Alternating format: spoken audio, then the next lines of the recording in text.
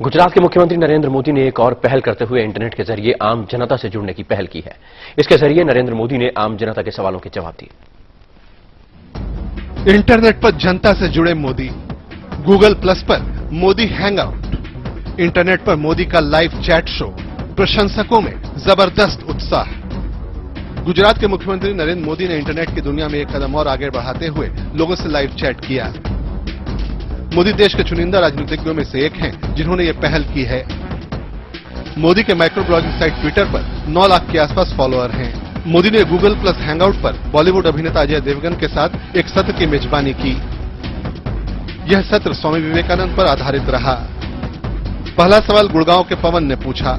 उन्होंने युवा युग की बात उठाते हुए कहा कि ऐसा लग रहा है कि भारत चीन से पीछे छूट गया है। आपकी राय क्या है? देश के करोड़ों युवाओं के मन में यह पीड़ा है कि हमारा देश आगे क्यों नहीं बढ़ रहा है। मैं समझता हूं कि यह दर्द अपने आप में बड़ी शक्ति है। 21वीं सदी एशिया की है और क्या वो चीन की सदी बनेगी या भारत की, इस पर बहस हो रही है। 21वीं सदी ज्ञान की सदी है और मैं मन से मानता हूं कि इस सदी में भारत नेतृत्व करेगा और विश्व कल्याण के मार्ग पर जाएगा। लंदन में एक दर्शक ने मोदी से सेक्युलरिज्म की परिभाषा पूछी तो उन्होंने जवाब दिया, आपने बड़ा सनातन सवाल पूछा है। सेक्युलरिज्म पर हमारे देश में खूब बहस होती है। डिक्शनरी में सेक्युलरिज्म की जो परिभाषा है वो हिंदुस्तान में कहीं नहीं है।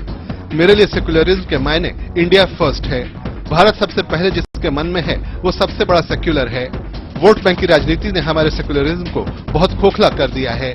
जिस दिन वोट बैंक की राजनीति खत्म हो जाएगी उस दिन विश्व भारत के सेक्युलरिज्म को सलाम करेगा। बेंगलोर से एक दर्शक ने सवाल किया कि युवा राजनीति में नहीं आना चाह रहा है। अगर वो आना भी चाहता है तो परिवार नहीं आने देता। इस पर आपकी क्या राय है? देखिए, राजनीति अपने आप में खराब नहीं है। यदि देखा जाए तो भगवान कृष्ण जो कहते थे वो सब राजनीति ही थी। भगवान राम जो करते थे वो भी राजनीति ही थी। भगवान बुद्ध राज परिवार में पैदा हुए। महात्मा गांधी देश को जगाने के लिए ही राजनीति में आए। राजनीति बुरी चीज नहीं है, लेकिन दुर्भाग्य से हमारे देश में आजादी की ललक को जिंदा नहीं रखा जा सका। देश के युवाओं को अगर स्वराज के निर्माण में हिस्सेदार बनाया गया होता तो ये दूरी नहीं होती।